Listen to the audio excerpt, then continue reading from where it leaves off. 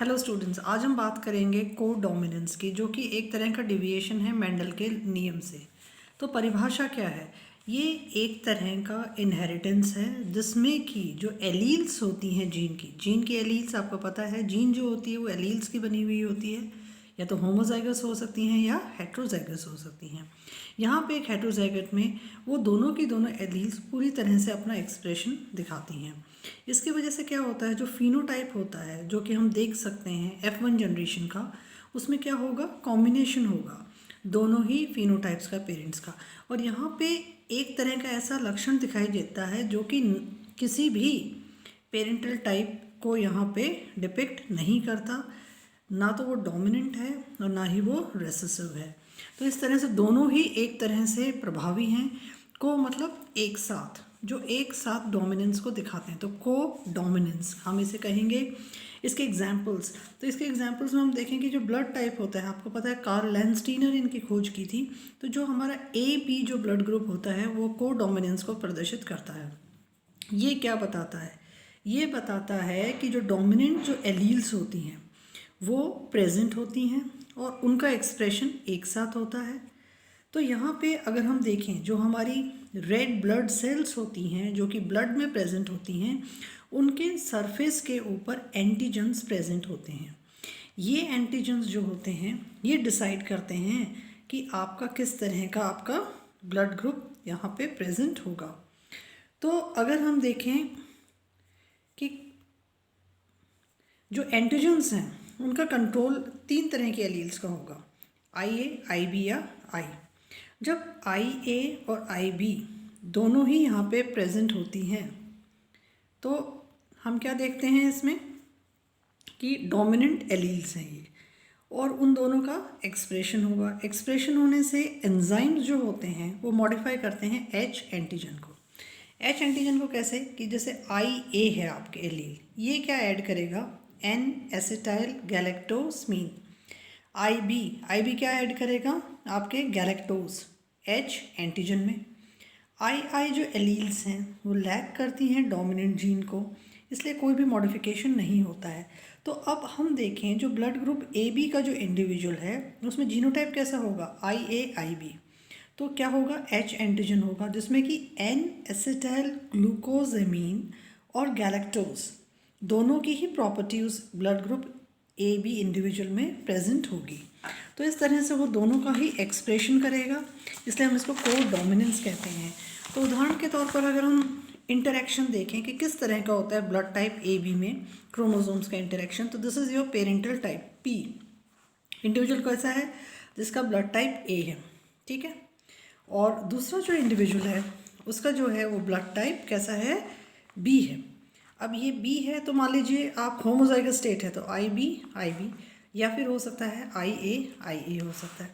तो यहाँ पे आपके क्या होगा, F1 जनरेशन में आपको पता है यहाँ IA will combine with your IB, similarly IA with combine with your IB। तो अब इंडिविजुअल का ब्लड ग्रुप कैसा हो गया, ना वो A है और ना ही वो B है, वो किस तरह का है, AB मतलब को डोमिनेंस। अब एक दूसरा एग्जाम्पल देखिए कि आपका पेरेंटल टाइप IA और I हो है आइसो यहाँ पे जो एलील्स हैं ब्लड ग्रुप A के वो होमोजाइगस ना होके हेट्रोजाइगस है। उसी तरह से ब्लड ग्रुप B वाला जो इंडिविजुअल है उसमें भी आप क्या देख रहे हो, हेट्रोजाइगस कंडीशन है। F1 जो जनरेशन बनेगी उसमें यहाँ से एक एलील IA किससे कंबाइन करेगी, IB से। फिर आपके क्या होगा, IA कंबाइन करेगा नेक्स्ट IO से। फिर यहाँ पे क्या है, IO will combine with your IB। फिर IO किससे कंबाइन करेगा, IO से। तो अब आपके ब्लड ग्रुप्स कैसे आ गए, AB ब्लड ग्रुप, IA और IO blood group A, IB IO blood group B, IO is your blood group which one, O। अब 4 प्रकार के इंडिविजुअल्स आ गए। 4 में से 25% क्या है, AB ब्लड ग्रुप, 50% क्या है, 25% क्या है A, 25% is your B and 25% is your blood group O। This is the case जब आपके पेरेंटल टाइप आपने यहाँ पे हेट्रोजाइगस एलील से चुन ली हैं तो दिस इज़ योर प्रोबेबिलिटी। जब प्रतिशत की हम बात करते हैं तो उसे हम प्रोबेबिलिटी कहेंगे। जो सेकंड जो एग्जांपल है, it is example of sickle cell anaemia. Sickle cell जो एनीमिया होता है, ये क्या होता है, जेनेटिकली डिराइव्ड होता है। एबनॉर्मेलिटी हो जाती है ऑक्सीजन कैरिंग प्रोटीन में, हीमोग्लोबिन में, जो कि आरबीसी में होता है, जिससे कि आकृति जो होती है वो कैसी हो जाती है, सिकल की तरह। और जो लक्षण होते हैं सिकल सेल डिजीज़ के, वो हम देखते हैं कि जो पर्सन जो होता है वो इनहेरिट करता है abnormal copies beta globin gene की। जीन कौन से में है, क्रोमोसोम नंबर 11 में है। इसके बहुत सारे सब टाइप्स एग्जिस्ट करते हैं। ये जो पर्सन है जिसमें कि सिंगल एबनॉर्मल कॉपी है, उसमें सिम्टम नहीं होते हैं, लेकिन वो एक वाहक की तरह काम करता है। उसको हम कहते हैं सिकल सेल ट्रेट या कैरियर।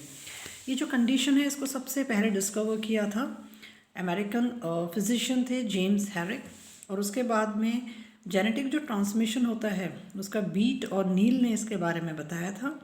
1954 में इसके प्रोटेक्टिव जो इफ़ेक्ट है अगेंस्ट मलेरिया, उसको हमने फर्स्ट डिस्क्राइब किया था। इसका जो इनहेरिटेंस होता है वो एक ऑटोसोमल रिसेसिव पैटर्न की फॉर्म में है। तो अब आपके यहाँ पे पेरेंटल टाइप क्या है, this is a normal individual. ये नॉर्मल इंडिविजुअल की तरह बिहेव कर रहा है, लेकिन दिस इंडिविजुअल इज़ अ, हम इस नॉर्मल इंडिविजुअल को क्या कहेंगे, हम इसको कहेंगे वाहक, कैरियर। तो this person is a career.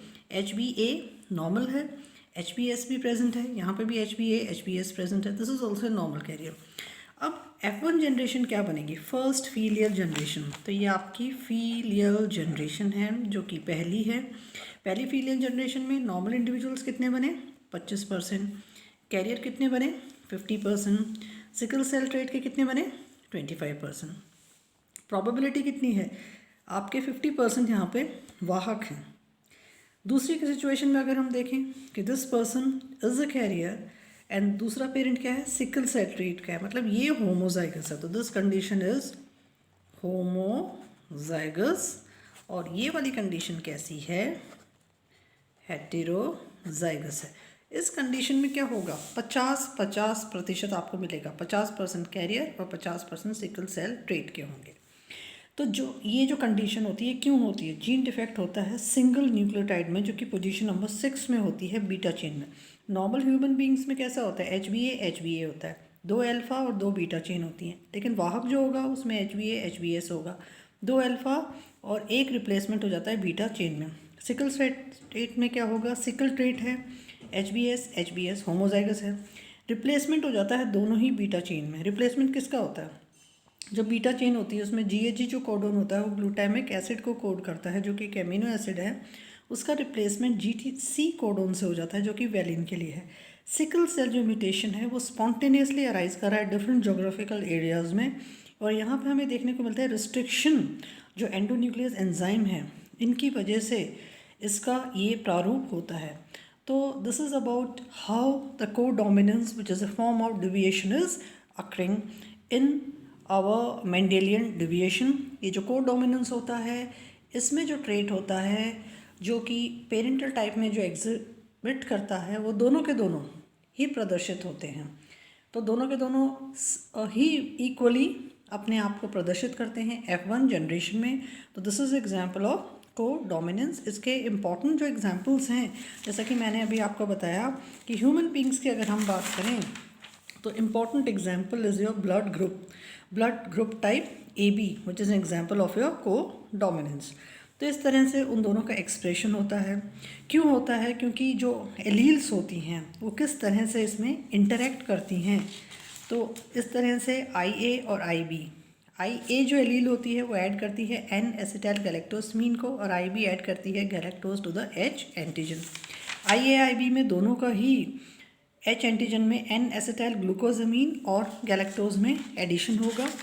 और इस तरह से हमने क्या देखा कि जो किस तरह से आपने उदाहरण देखे ब्लड टाइप A और ब्लड टाइप B, होमोजाइगस और हेटरोजाइगस दोनों ही कंडीशन में।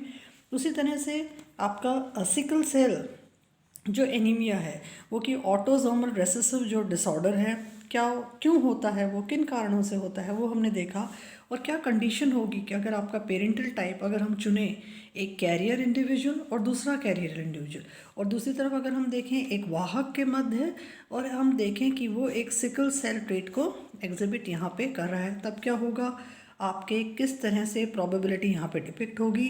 और ये भी देखने को हमें मिला कि ये क्यों होता है कि ये म्यूटेशन कुछ एरियाज़ में होता है, वहाँ पर रिस्ट्रिक्शन एंडोन्यूक्लियस एंजाइम जो कि हम यूज़ करते हैं जेनेटिक इंजीनियरिंग में, अभी हम यूज़ करते हैं, उनको कट करते हैं स्पेसिफिक लोकेशंस पे, तो ऐसा ही कुछ प्राकृतिक रूप में यहाँ पे हमें देखने को मिलता है।